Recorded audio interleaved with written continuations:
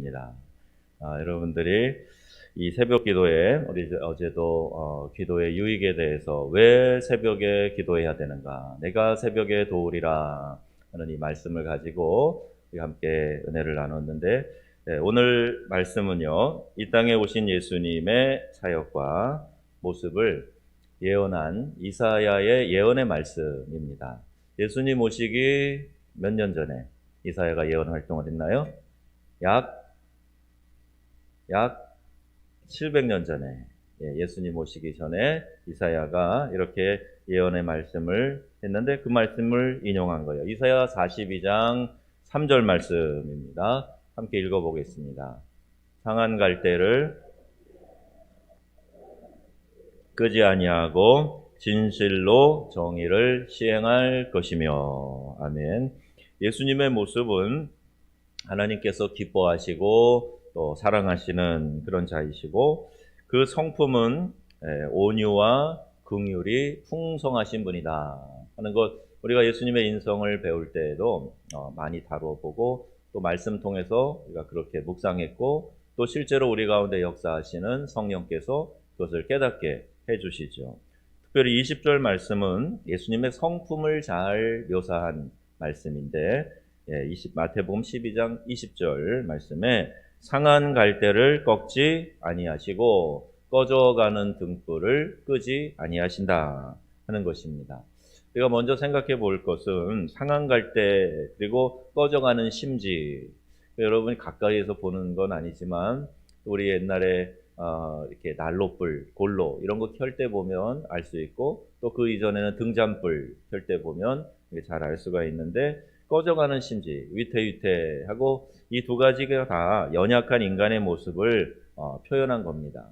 우리가 만물의 영장이라고 떵떵거리고 자랑하고 자부하고 그러지만, 그 인간은 한없이 강한 존재처럼 보이잖아요. 우리가 이렇게 탐사선, 또 위성 이런 하늘로 쏘아 올리고, 또 달에 가서 채취해 오고 이러면서, 야, 대단하다, 어떻게 그런 우주 비행을 할 수가 있단 말이냐. 그리고 보이지 않는 생명체들에 대해서 연구하고, 미생물 연구하고, 백신 만들어내고, 이런 걸 보면 사람 정말 대단하고 똑똑하기가 이로 말할 수가 없다, 이런 생각 많이 하죠. 그래서 인간은 위대하다 그러는데, 사실 그런 면도 없지 않아요. 근데 반면에 인간이 정말 한없이 나약한 존재다 하는 것을 알 수가 있어요. 우리 이제 그렇게 건강하시던 우리 집사님, 등산 가셨다가 실족하셔가지고 또 이렇게 생각지 않게 소천하시는 그런 일도 보면서, 야, 이거 발 한번 슬쩍 삐끗하다가 또 이렇게도 될 수 있겠다. 또 눈에도 보이지 않지만 내가 알지 못하는 병원균이 내 안에 들어와서 내가 그것 때문에 이겨내지 못하고 죽어가는 사람들 많이 있습니다. 원치 않는 일들이 내 삶 속에 일어나게 되고, 또 내 마음도 내가 다스리지 못할 때가 있어요. 그래서 하지 말아야 될 행동들을 하게 되고, 또 내 감정을 조절하지 못해서 큰 사고를 치고 후회하고 하는 그런 일들도 우리 삶 가운데 얼마든지 있습니다. 강해 보이지만 그러나 한없이 연약한 존재가, 그게 인간이에요. 온갖 질병에 노출되어 있고, 또 이렇게 연세가 들어가실수록 점점 더 약해집니다. 여러모로 약해져요. 저희도 이제 90 가까이 돼 가시는, 80 중반 넘어가신 어머님 뵈니까 이제 오랜만에 이제 귀국을 하셨는데 참 약해지셨어요. 아직 찾아뵙지도 못했지만 이야기 들어보고, 또 이제 모시고 나온 저희 자형 어제 오셔서 이야기하시는데, 정말 많이 약해지셨어요. 그러니까 다리에 힘이 빠지고 넘어지고 기력이 약해지고 총기가 떨어지고, 이건 우리 인간이 살아가면서 노화되면서 겪는 자연스러운 연약함입니다. 이제 코로나19와 같은 바이러스 때문에 팬데믹이 일어나서 온 세계가 이렇게 몸살을 앓고 힘들어요. 그리고 늘 이만쯤 되면 독감이 유행을 하는데, 이 독감 예방주사 이것도 맞아야 되나 말아야 되나. 오늘도 예방주사, 코로나 예방주사 맞고 힘들어서 못 올지도 몰라요, 목사님 그랬는데 못 나왔네요. 그러니까 이렇게 젊은이나 또 우리 어떤 분들은 심하게, 어떤 분들은 좀 살짝 이렇게 코로나19 예방주사 맞고도 힘들어하고, 그래서 이 독감이 오는데 이거 맞아야 되나? 근데 여러분, 독감으로 인한 사망자 숫자가 더 많아요. 우리가 알아야 됩니다. 독감도 우리가 꼭 예방할 수 있으면 여러분 예방주사 맞으셔야 돼요. 특별히 이제 면역이 약하신 어르신들은 독감 예방주사 꼭 맞아야 돼요. 의사이자 친구인 제 목사인 제 친구가, 의사이자 목사인 제 친구가 있는데, 독감 예방주사가 다른 예방주사보다 가장 안전한 것이다, 이렇게 설명을 하더라고요. 여러분, 우리 육체만 약한 것이 아닙니다. 마음과 의지, 또 우리의 믿음도 한없이 약한 요소가 우리 가운데 있어요. 내가 믿음을 자부하고 나는 이런 사람이야, 이렇게 스스로 생각하고 싶지만, 그러나 어떤 때 보면요, 야, 내가 이렇게 옹졸한 사람이었나? 내가 이렇게 사소한 것에도 넘어지는 사람이었나? 자기의 약한 것을 보면서 한없이 자기 자신에 대해서 자괴감을 가질 수도 있습니다. 그게 솔직한 우리들이에요. 우리 제 친구들 또 선후배 목사님들 만나면 아주 목회하는 것에 대해서 자랑이 많은 사람들이 있어요. 그냥 형식적으로는 다 우리 교회가 이렇게 좋다는 이야기들을 많이 합니다. 그런데 조금 친해지고 나면 자기 힘든 얘기들도 하게 돼요. 로잔 복음주의 협의회에서 하는 3년 후에 있을 한국 로잔 세계대회를 앞두고 이 목회자 컨퍼런스를 해서 다녀오지 않았습니까?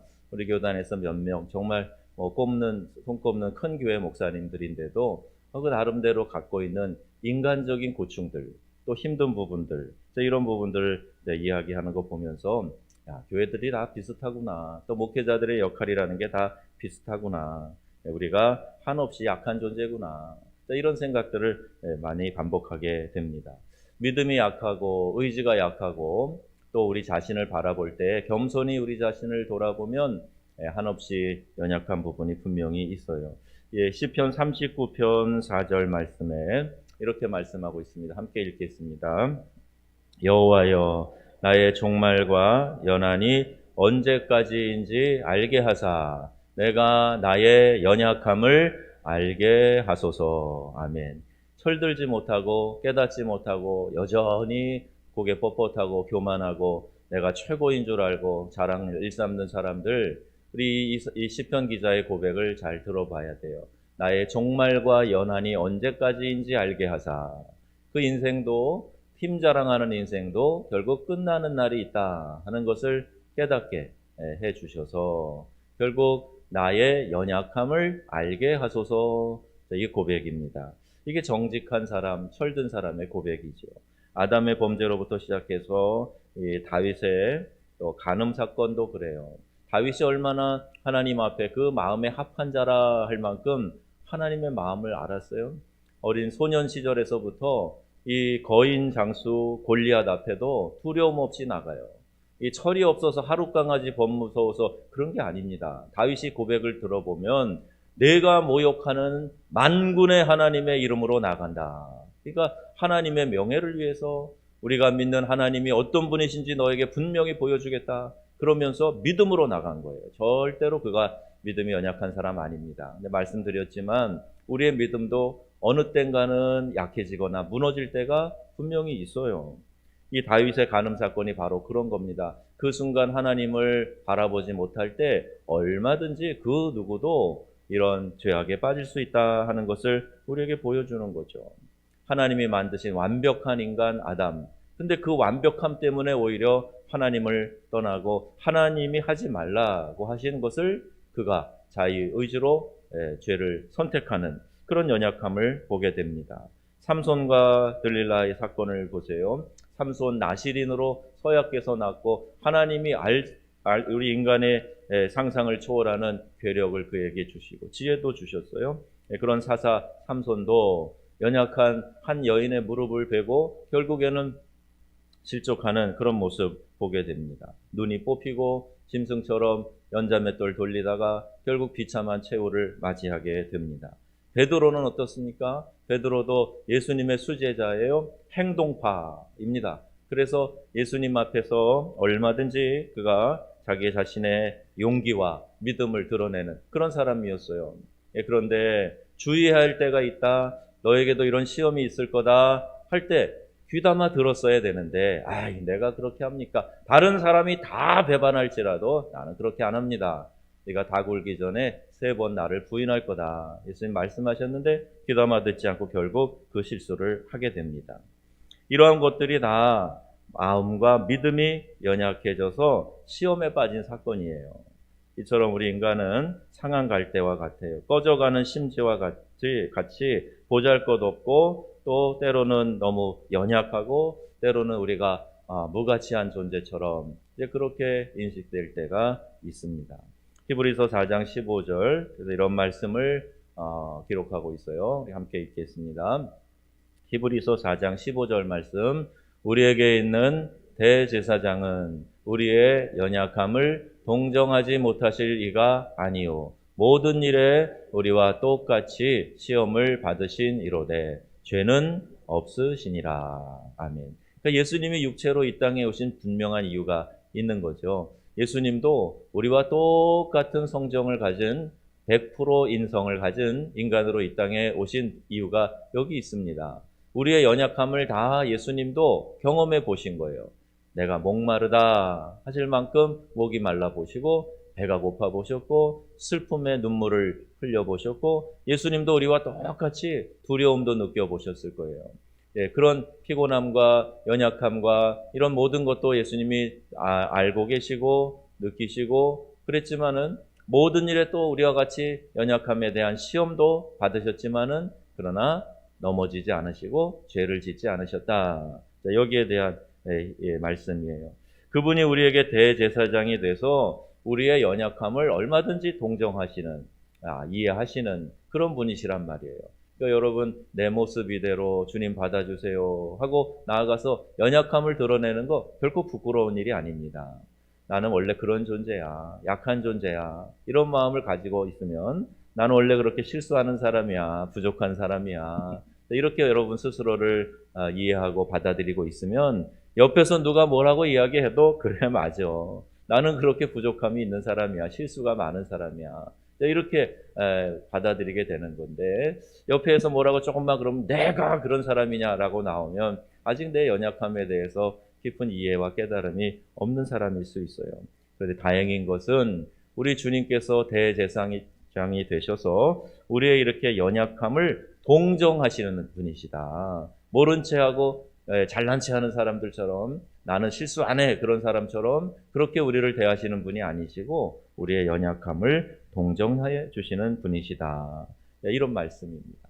여러분 그 긍휼이 많으신 예수님이 수고하고 무거운 짐진 자들아 다 내게로 와라 내가 너희를 쉬게 하리라 초청하고 계세요. 그럼 그 주님의 품으로 나아가 참된 위로와 안식을 누리시기를 주님의 이름으로 축복합니다. 두 번째 이러한 연약한 존재인 우리를 어떻게 하신다 그랬어요? 꺾지 아니하시고 끄지 아니하신다. 상한 갈대 같은 우리 꺾어버리지 않아. 그리고 이 꺼져가는 등불과 같은 그 연약함에서 껌뻑껌뻑 냄새만 피우고 그래도 꺼버리시지 않는단 말이에요. 다시 그 불꽃이 피어오르도록 우리 예수님이 중보자가 되셔서 성령이 말할 수 없는 탄식으로 우리를 위하여 친히 간구하시지 꺼져버려라 이렇게 하지 않으신단 말이에요. 꺾어버리시지 실어내버리시지 않으신다는 말이에요. 주님께서 우리에게 대해서 베풀어 주시는 은혜입니다. 여러분 이 은혜가 없었으면 저도 그렇고 또 여러분도 그렇고 주님 앞에 이렇게 나와 예배할 수 있는 그런 자격이 없어요. 긍휼을 베풀어 주셨기 때문에 한없이 연약하고 실수가 많고 죄가 많은 우리들이지만 주님이 다시 용기를 주시고 기회를 주시고 다시 우리를 붙들어 주시기 때문에 우리가 그 은혜 때문에 오늘 이 자리에 있는 줄로 믿습니다. 이게 오늘 우리의 정직한 고백 아니겠습니까? 세상은 적자 생존의 무한 경쟁의 시대로 가차없이 꺾어버리고 꺼버립니다. 약한 것들은 퇴출되라는 거예요. 없어져도 좋다는 거예요. 강한 자들끼리 또 리그를 해서 누가 더 잘났느냐, 누가 더 힘이 세냐, 힘 자랑하면서 올라가 계속하고 있는 거죠. 심지어 교회 안에서도 이 세상의 논리가 적용이 돼요. 그래서 이 무한 경쟁의 시대로 가차없이 꺾어버리고 꺼버리고 하려는 욕망들이 이렇게 득실되는 그런 일들을 보게 돼요. 심지어 이렇게 세상의 논리가 적용되고 우리의 인식과 태도에 이렇게 그대로 영향을 미치고 있다는 거죠. 예수님은요, 죄 많은 환자들을 치유하시며 용기를 주셨고, 실수한 베드로를 찾아가셔서 사랑 이야기를 해주셨고, 의심 많은 도마에게도 믿음이 생기도록 예수님이 직접 그 의심의 요소들을 제거해 주셨어요. 자, 네 손으로 네 옆구리를 만져봐라. 여기 창자국 만져봐라. 여기 이 못자국 만져봐라. 그 네 눈으로 보고 확인을 해봐라. 내가 보지 않고는 믿지 못하겠다. 그러니까 예수님이 그 사랑하는 제자에게 보여주시면서 그래도 보지 않고 믿는 것이 더 나은 거야. 그게 더 귀한 거야. 이렇게 깨닫게 해주신 거죠. 여러분, 우리가 이 예수님의 마음을 알아야 됩니다. 또 심지어는 간음한 여인을 정죄하지 않으시고 예수님이 덮어주세요. 죄를 용납하셨다는 것이 아니라 그러나 다른 사람들이 그 사람의 잘못한 것에 대해서 정죄하고 그렇게 혈기 부리고 그렇게 너네들은 의로운 것이냐 그렇게 의기양양하지 말고 너희 중에 죄 없는 자가 먼저 돌로 쳐라. 그렇게 말씀하셔서 그들이 자기 자신의 부끄러움을 느끼고 다 돌아가게 하셨어요. 그리고 그 여인에게도 말합니다. 너를 정죄하는 자들이 어디 갔느냐? 모르겠습니다. 다 돌아갔습니다. 너도 가서 다시는 죄를 짓지 말아라. 그리고 보내셨어요. 그럼 이 여인이 룰루랄라 신나서 가서 똑같은 짓을 했을까요? 아니요. 이 여인이 그때 깨달은 바가 분명히 컸을 거예요. 그리고 다시는 죄를 짓지 말아라 하시니 그 예수님의 말씀이 마치 잘 박힌 모처럼 가슴에 새겨져서 그의 생활이 완전히 달라졌을 겁니다. 그럼 이것이 우리 예수님의 마음이에요. 우리 예수님을 따르는 우리들이 어떤 마음의 자세를 가져야 하는가? 분명하게 말씀을 통해서 우리에게 가르쳐주고 있는 겁니다. 서로 비난하고 서로 정죄하고 하는 것 때문에 결국 주님의 마음도 모르고 우리끼리 의를 자랑하면서 힘 자랑하고 또 약한 자들을 퇴출해내려고 하고 꺾어버리려고 하는 이런 모습은 우리 주님이 원하시는 모습이 아니라는 거죠. 우리 모두는 상처가 있고 문제가 있습니다. 실수와 잘못을 비난하고 정죄하지 말고 이해하고 격려하고 싸매 주어야 됩니다. 예수님은 상한 갈대요 꺼져가는 심지에 성령을 부어주셔서 붙들어 주셨다 말씀하고 계세요. 로마서 8장 26절 말씀입니다. 다 같이 읽습니다. 이와 같이 성령도 마땅히 기도할 바를 알지 못하나 오직 성령이 말할 수 없는 탄식으로 우리를 위하여 친히 간구하시느니라. 아멘. 우리 안에 성령님이 계시는데 정말 제가 가끔 입장 바꿔놓고 생각해 봐요. 하나님이 내 안에 계시는데 내 속을 다 하시는 하나님이 내 안에 계시는데 야, 정말 어떻게 하나님이 나를 참고 계실까? 내 마음에 들어오는 생각, 내가 하는 말, 내가 하는 행동 다 하나님이 알고 계시는데 어떻게 떠나버리지 않고 그냥 이 자리에 계시면서 나를 이해하고 참고 계실까? 이 미련한 녀석아 언제 돌아올 거야? 얼마나 답답한 마음이 하나님 마음에 있으실까요? 그래도 말할 수 없는 탄식으로 또 때로는 우리가 절망 가운데 정말 하나님 앞에 나가지도 못하고 한숨만 쉬고 있는 그 상황에서 우리 안에 계시는 성령님께서 말할 수 없는 탄식으로 우리를 위해서 친히 하나님 아버지께 간구하신다 이렇게 말씀하고 계십니다. 여러분이 좋으신 하나님 모시고 살아가는 특권이 여러분에게 있는 것 깨달으시기를 바랍니다. 내 안에 성령님이 계셔서 나는 이 모양이지만 말할 수 없는 탄식으로 나를 위해 친히 우리 하나님께 간구하셔서 이 부족하고 상한 갈대 같고 꺼져가는 심지와 같은 나를 회복시켜 주시기 위해서 하나님이 내 안에서 오늘도 말할 수 없는 탄식으로 기다리시며 간구하고 계신다 하는 사실이 얼마나 우리에게 큰 힘이 되고 위로가 되는지 몰라요. 우리의 육체와 마음이 상처와 아픔이 있습니다.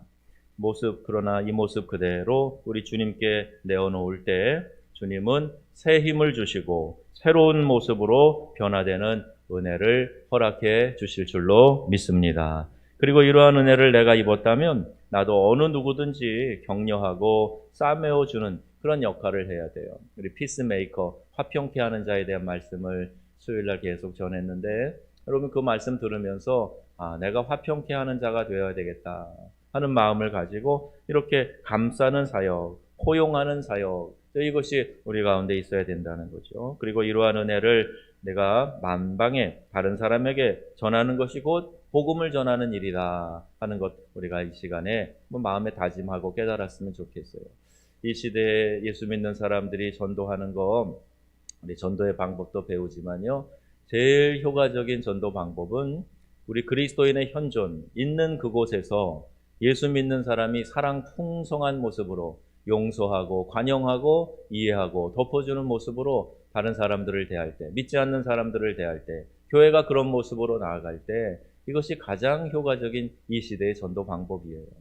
내가 어떻게 사는가에 사람들이 주목하고 있지, 그 다음에 우리의 모습, 들려지는 말, 이런 순서로 가는 거죠.